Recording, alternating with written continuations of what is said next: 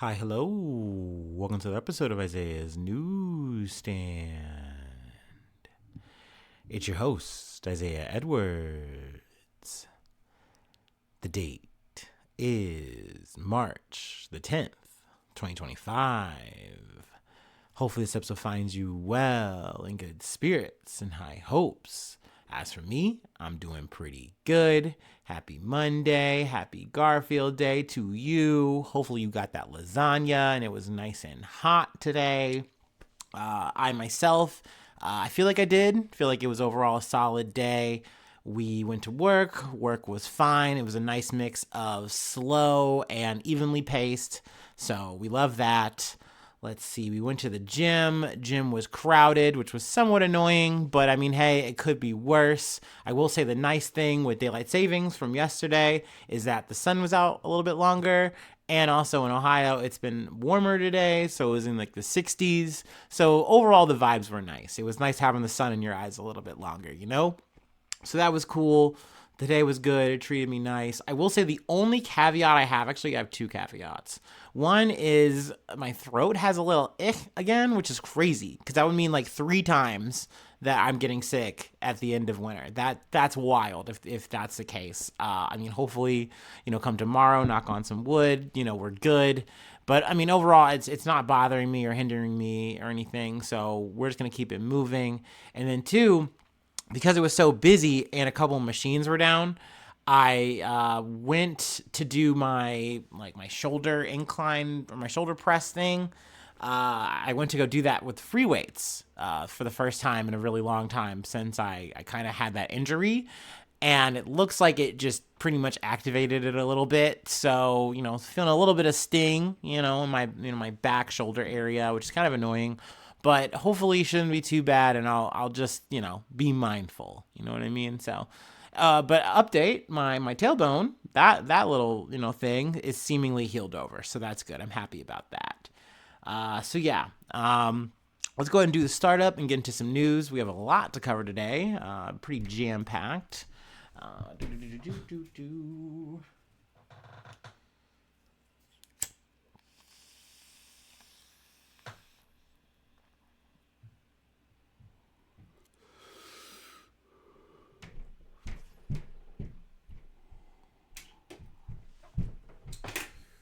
Ooh, man, my neighbors, they're like part elephant.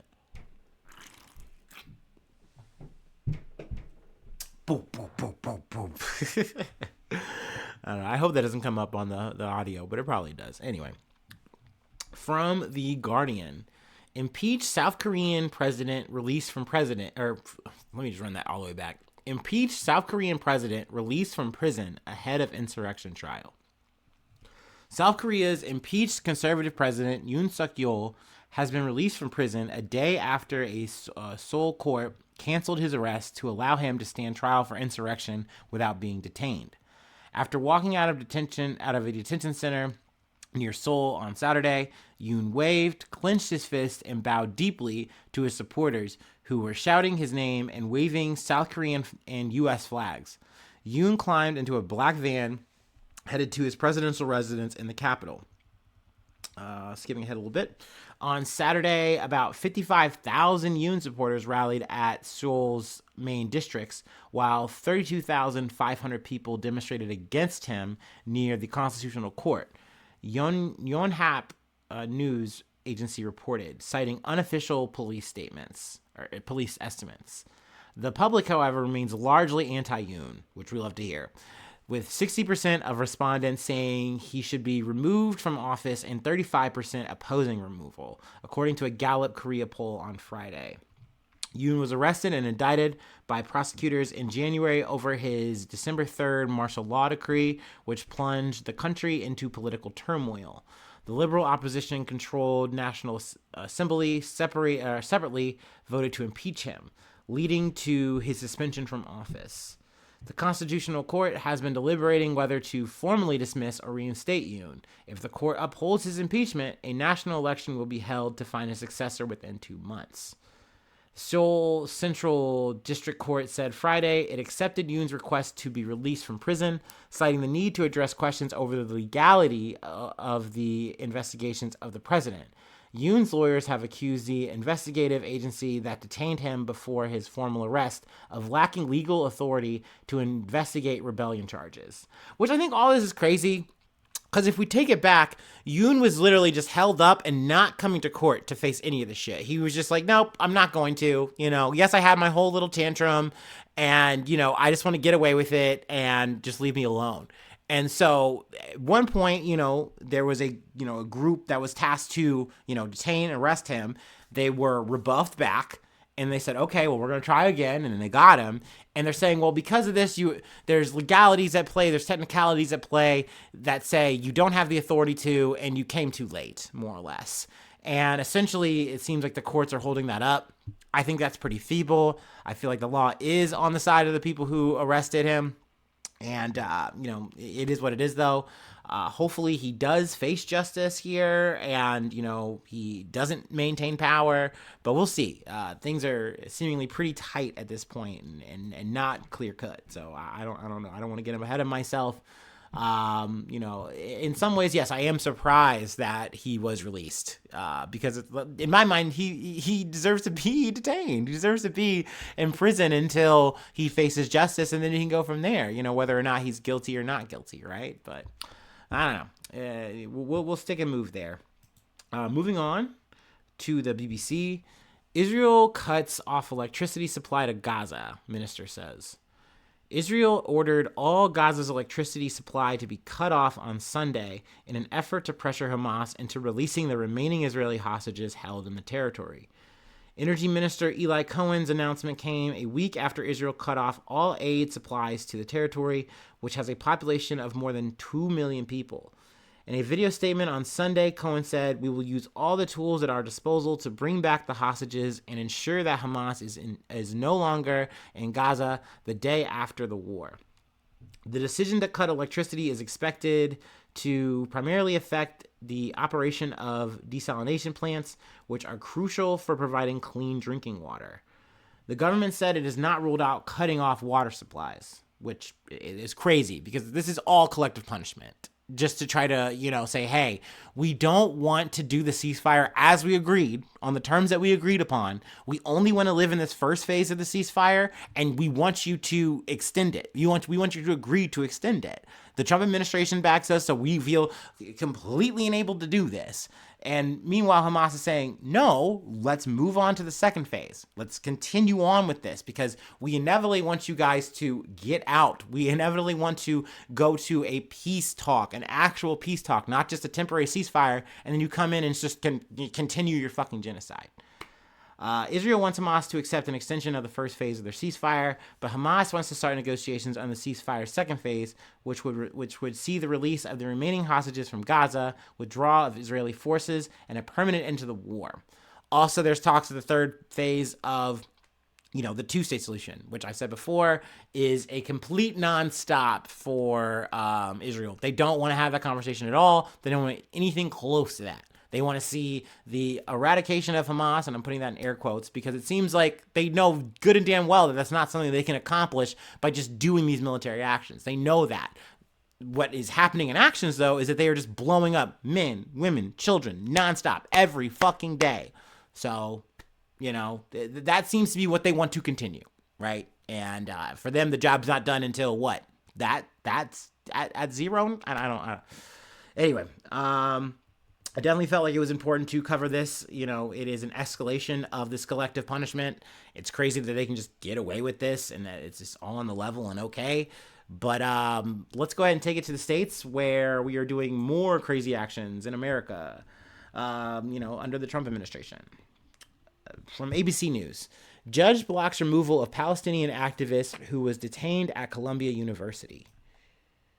A federal judge has blocked the removal of a Palestinian activist from the United States while weighing a petition challenging his arrest, court documents show. Mahmoud Khalil was arrested by the Immigration and Customs Enforcement at Columbia University over the weekend, despite having a green card. His attorney told ABC News, sparking an outcry from civil rights groups. His attorney subsequently filed a habeas corpus petition challenging his arrest.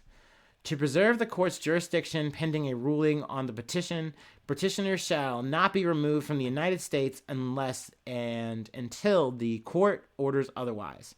Judge Jesse Furman wrote in a notice ordering a conference for Wednesday morning in the case. ICE agents arrested Khalil, a leader in the Manhattan University's encampment movement, on Saturday night, claiming that his student visa had been revoked, his attorney Amy Greer said in a statement.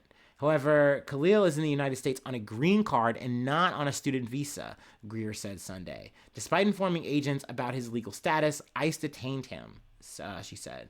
President Donald Trump claimed Khalil was a radical foreign pro-Hamas student and said this is the first arrest of many to come in a Truth social platform, or in a post on his Truth Social platform on Monday. This is also echoed on Twitter by the whole ass White House, quoting Donald Trump.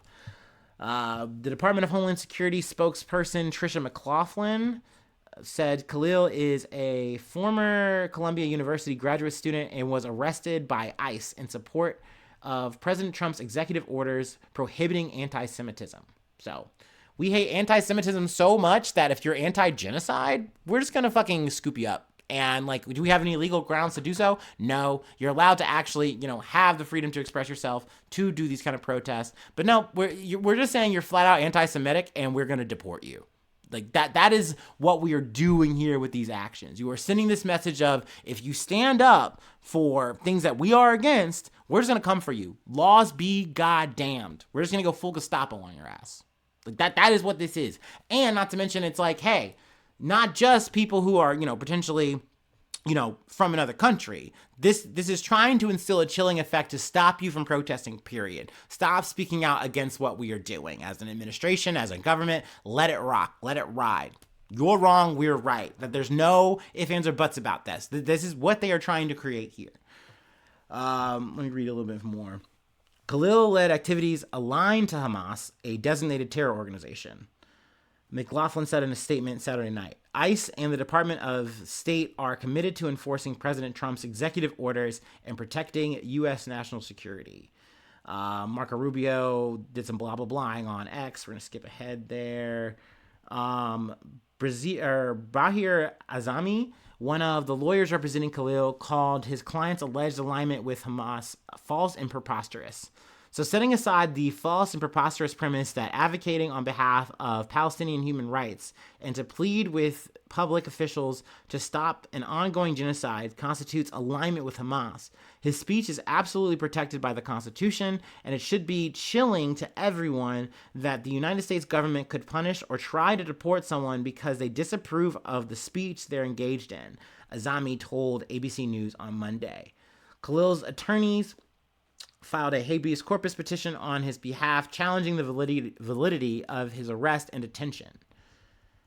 Khalil was detained in the lobby of a Columbia-owned apartment building while returning to his residence Saturday night with his wife, according to the habeas corpus petition. It's also worth mentioning that his wife is 8 months pregnant, and when they went to arrest him, she's like, hold on. I'm going to go get the documents. It's not a student visa. He has a green card. He's supposed to be here. You can't do this. And when I saw that, they're like, oh, fuck. But then they got on the phone or whatever, and they're like, well, we still are going to arrest you. We're still going to detain you. She initially went to a facility, tried to find him. She couldn't find him. It turns out an attorney for Khalil confirmed to ABC News on Monday that he's currently being held at a detention facility in Jena, Louisiana. ICE's arrest and detention of Mahmoud follows the U.S. government's open repression of student activism and political speech, specifically targeting students at Columbia University for criticism of Israel's assault on Gaza. The U.S. government has made clear that they will use immigration enforcement as a tool to suppress that speech. So, yeah, I mean, this shit is dark as fuck to me. It feels so dystopian to try to make this kind of move and be so blatant about it and say, not only are we going to try to get away with this, we're going to try to keep doing it no matter what. They even also, kind of going back to the actual moment of arrest, they were trying to arrest his wife as well. And it's like, I'm a citizen. I'm a U.S. citizen here. You can't do that. But they still left the thread open in there. So it's wild that how high the climate, how fast this is happening. You know what I mean? They are trying so hard to just land this iron fist down and try to just silence all of this shit. And don't get me wrong, is this so different than the Biden administration? No. At the end of the day, they were very much in the pocket of Israel, their little client state, and at the end of the day, they would be fine to see this shit quiet as fuck on Columbia campus at the end of the day. Trump is, at the end of the day, is so mask off, he doesn't give a shit. So he's fine to do this shit. He's fine with his administration rolling out this kind of campaign of fucking repression, oppression, whatever. And yeah, I mean, it's a sad fucking day in America, man, that we're going to try to pull this kind of shit off on a human being and say, hey, we're going to do this more and more and more and more and more until y'all shut the fuck up about Gaza. Until you just let Israel do the goddamn genocide. Until you let us do this ethnic cleansing so we can get the Gaza Riviera. We're going to keep throwing you guys in jail. We're going to keep fucking getting you kicked out of school. And if we can, we'll deport you. We'll fucking get you out of this country. For what? Your American constitutional fucking right, dude. So, I mean, that's where we're at right now. It's very unfortunate. It's very dark, but you know, here we are. And I'm hoping that Mahmoud gets to go home to his wife and, you know, sooner than fucking later. And hopefully we don't see more of this shit, but, you know, keep your head on a fucking swivel and stay out and stay active. You know what I mean? I know sometimes, like, at the end of the day, y'all know I am pro protesting. I'm pro getting out there, fighting for your fucking right. I know sometimes it can feel very feeble, can almost feel futile because it's like, hey, what is this? Just a fucking photo op, and you know, no one's really listening, no one's really fucking caring. But at the end of the day, clearly people are. This does have an effect. All this should show you is that the administration is scared of this shit and they want to make sure that it's at a zero. But at the end of the day, you're not going to stop this shit. You're not going to stop the people. If anything, shit like this is only going to motivate people to come out and do more. So, you know, I'm all for that at the end of the day. But boo Trump. Boo this fucking administration. Tomatoes for all of them. Anyway, let's move on to some other issues, some other things going on. If it loads up for me, here we go. From CNN. 5 taken to the hospital after a plane crashes near a retirement community in Lancaster County, Pennsylvania. A small plane crashed into the parking lot at a retirement community in Lancaster County, Pennsylvania, Sunday afternoon, injuring the 5 people aboard and damaging about a dozen vehicles, according to local authorities. The plane, a single-engine Beechcraft Bonanza, crashed around 3:18 p.m. Eastern Time on the property of Brethren Village Retirement Community in Manheim Township. Scott Little, the chief of Manheim Township Fire, said at a Sunday evening news conference. 5 people were on board and were transported to hospitals, according to Little. All 5 were initially taken to Lancaster General Hospital, and 3 were transferred to the burn unit at Lehigh Valley Health Network in Allentown, Pennsylvania. According to a spokesperson for Lancaster General Hospital, the 2 other patients were treated and released, the spokesperson said. Also, I believe that there was no injuries on the ground, so that's good. Yeah, about a dozen cars were damaged, 5 severely, officials said. There was no structural damage to the retirement community building, and no one on the ground was injured, Little said. So, I mean, outside of the severe burns, you know, things of that nature, this seemingly is a very good ending to a plane crash. You know, we've covered a lot of these, especially lately, unfortunately, especially over the last 2 years, a year plus at this point. You know, so being that everyone is seemingly walking away with their lives, especially with a crane crash in like a, you know, an area, like a populated area, you know what I mean? We're not talking like out in a field or out at sea. It's a very good takeaway that we're just talking about burns here. In terms of, let's see, more details about what caused it. The Federal Aviation Administration said it will investigate the crash. You know, talking about other crashes that took place, skipping ahead. The National Transportation Safety Board told CNN it is also opening an investigation and will evaluate the documentation an initial examination gathered by the FAA investigators at the crash site. The pilot reported the plane had an open door. In a radio conversation with an air traffic controller, the controller instructed the pilot to pull up moments before the crash. The plane was scheduled to depart from Lancaster Airport just north of the crash site and was headed towards Springfield, Ohio, according to Flight Aware. So it was coming to a local place here for me, but it did not make it, alas, sadly. But yeah, that's where we'll leave it for now. Oh, excuse me. If there are, more updates to come, I will definitely be back to update. But let's move on to another incident from going from air to the sea. Once again from CNN. Cargo vessel that collided with U.S. military chartered tanker was carrying sodium cyanide. A cargo ship that smashed into a U.S. military chartered oil tanker off the northeast coast of England on Monday was carrying sodium cyanide, according to the Maritime Intelligence Company and shipping journal Lloyd's List. The collision sparked a huge fire, a dramatic rescue, and fears of environmental damage. Just before 10 a.m. local time, 6 a.m. Eastern time, a Portuguese-flagged container ship called the Salong careered into the oil tanker called the Stena Immaculate, which was at anchor in the North Sea about 10 miles off the English coastline, according to the ship tracking tool Vessel Finder. All but one of 14 crew members on board the Salong were brought safely to shore, the vessel's owner, Ernest Russ, said in a statement Monday evening. By Monday night local time, an extensive search for the missing crew member had ended. The British Coast Guard said the missing person had not been found. So that's unfortunate, but yet again, something this big, very good that all but one, person is seemingly, lost to sea here. Crowley, a U.S. logistics firm that manages the Stena Immaculate, confirmed that all members of its crew were safe. A total of 36 patients were treated by ambulance services after reaching the shore, according to Alistair Smith, head of operations for Lincolnshire of East Midlands Ambulance Service NHS Trust. The Salong was carrying an unknown quantity of alcohol and 15 containers of sodium cyanide, Lloyd's List reported. It is unclear whether the cyanide had entered the water. Skipping ahead a bit. The Stena Immaculate was carrying military jet fuel and marine diesel on its way to Killingholme, England, according to a spokesperson for the Defense Logistics Agency, or the DLA, an agency of the U.S. Department of Defense. The tanker was on a long-term charter with DLA Energy, which manages and distributes petroleum and fuel products. It was scheduled to resupply fuel to Killingholme before reloading and delivering fuel to locations in the Mediterranean. The Salong left the Scottish port of Grangemouth on Sunday evening and was headed for Rotterdam, the Netherlands, at the time of the collision, according to Vessel Finder. Now, we don't know why this happened. There's so much technology involved on these ships.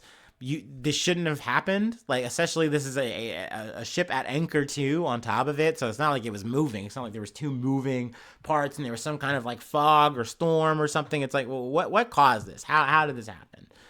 So I'll definitely, if I find out more there. Also, the extent of the damage is not yet known. It's seemingly that it was mostly jet fuel that seemingly leaked. But they, at least they say from here that it's at least, this is quote unquote silver lining, a lesser of evils, if you will, that, in terms of the environmental impact, it's less than, let's say, crude oil. Bacteria can degrade the jet fuel molecules more quickly, leading to faster biodegradation. That's from Mark Sefton, professor of organic geochemistry at Imperial College London. That being said, it's still fuel in the water. That can't be good. So yeah, definitely still an unfortunate thing. I'll keep you posted of any more details that might come out of this, as I am wont to do. But yeah, let's move on to our last story for today. Let's take it to Canada. Got an update from there. Let's go and take our last break, though, before we close it out.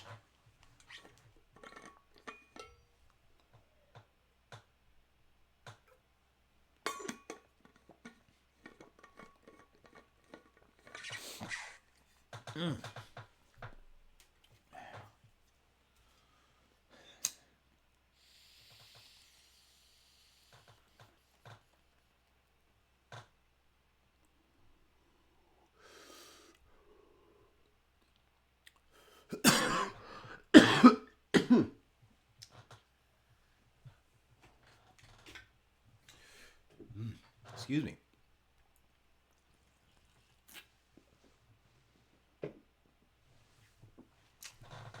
All right, all right, all right. From Politico, Mark Carney to Donald Trump. Canada never ever will be part of America. You tell him, Mark.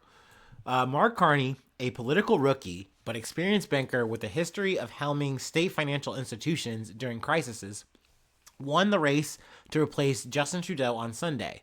The new Liberal Party leader arrives with a colossal task at the top of his to-do list: defend Canada from Donald Trump.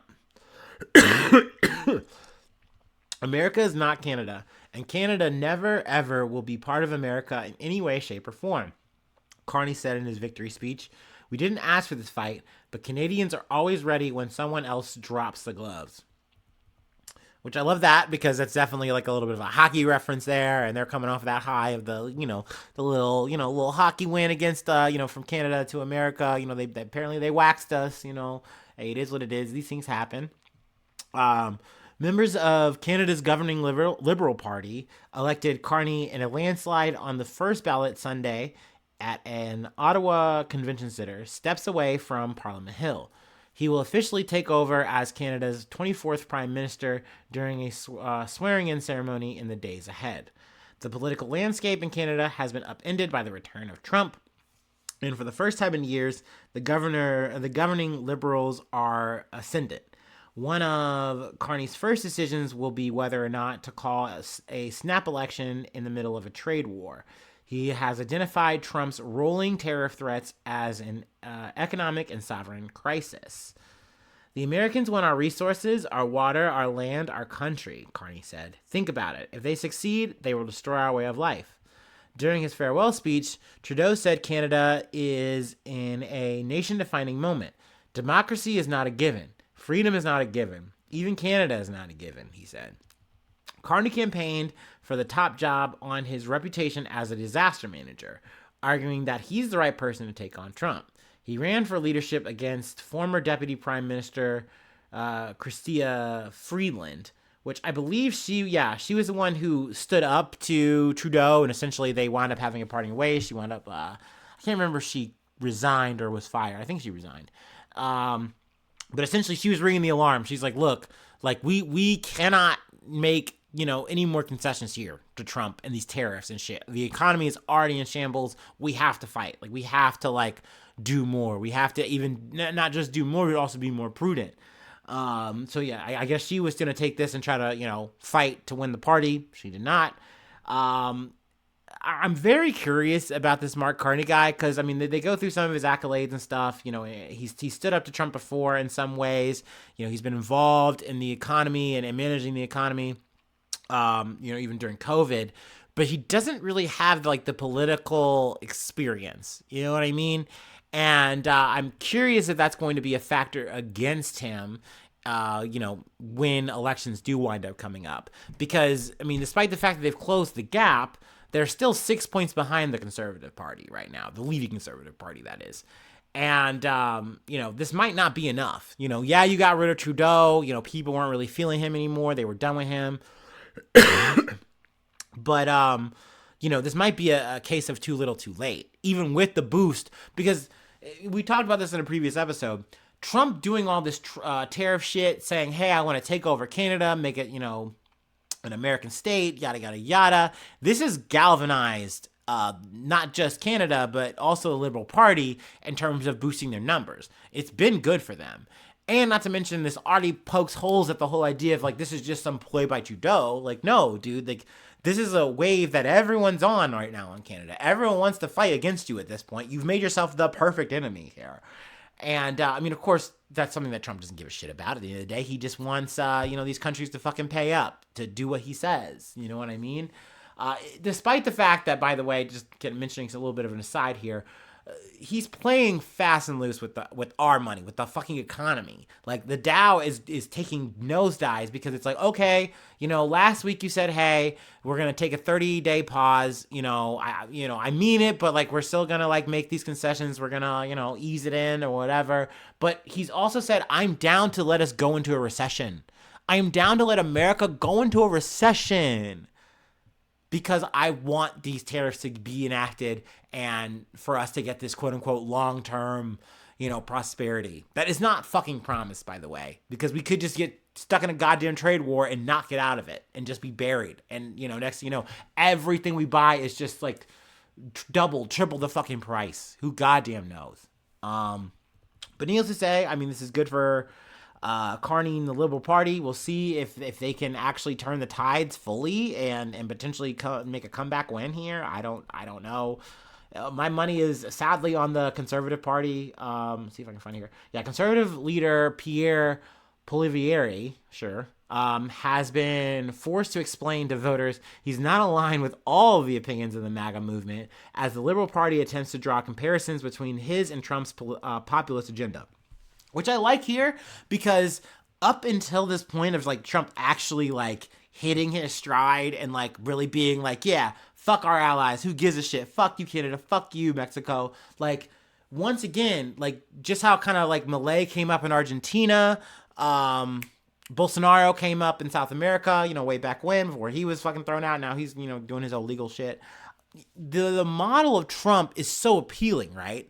It's just doing that level of populism and then just getting people all on side saying, hey, yeah, you're conservative now. Yeah, hop on the fucking bot. Hop on the fucking boat, That doesn't really work when you are fighting against a guy like Donald Trump, right? Because now it's like, ew, yeah, do we really want that? Like, is that really who we want to actually back and have as the leader of our party? But then again, once again, when you have someone like Mark Carney, who maybe doesn't have any political experience, maybe you're saying, hey, I need a strong man to fight the strong man. So maybe you do go with Poilievre. I don't fucking know. You know what I mean? Me personally, I would vote for the unknown here, I guess. I would vote for the fucking Mark Carney guy, even though I kind of think he's a loser. He sounds better than any conservative option. You know what I mean? So I guess that's what I would go with if I was Canadian Isaiah, sipping on that maple syrup or some shit. But time's going to tell. We'll see if they do early elections and if that goes well for them or not for the Liberal Party. We will see what happens with these fucking tariffs and shit. It's all to be determined, to be continued. But that is where I will leave it for today. All right, we made pretty decent time for like 6 fucking stories. Let's see. If you'd like to help out, support the effort, I do have a Patreon. Patreon.com/Isaiah News. Become a newsie today. For any ways to hit me up, IsaiahNews1@gmail.com. Feel free to follow me or the podcast on any of the socials. Please subscribe to the YouTube. That's a free action. Follow on TikTok. Follow on Spotify. That's all for the free. Helps out a lot. Leave a like. Leave a comment. Sharing is caring. Thanks so much for tuning in. Thanks so much for being a friend. And hopefully I see you soon for some more good news. I love ya. Bye-bye. Mwah.